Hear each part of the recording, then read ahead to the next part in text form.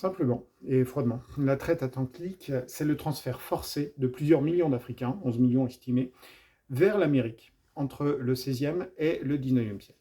Cet acte s'est fait sous le principe de l'esclavagisme, faisant de ces populations des objets au service des maîtres européens.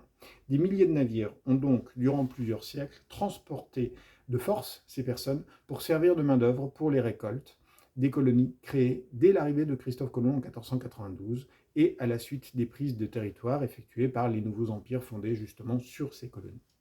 Ainsi, la France, l'Espagne, l'Angleterre, le Portugal seront à l'origine du plus grand trafic d'êtres humains jamais organisé. Les compagnies de transport seront organisées pour assurer les voyages et des fortunes seront faites par des négriers marchands spécialisés dans ce transport.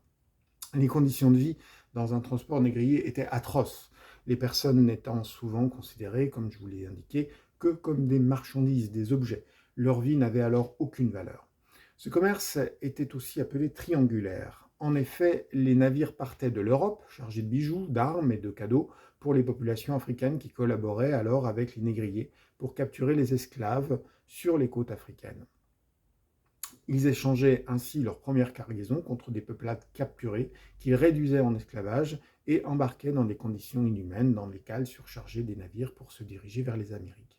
Durant le voyage, les pertes étaient nombreuses et les malheureux arrivés sur les côtes du nouveau continent étaient vendus aux colons pour être mis au travail dans les plantations.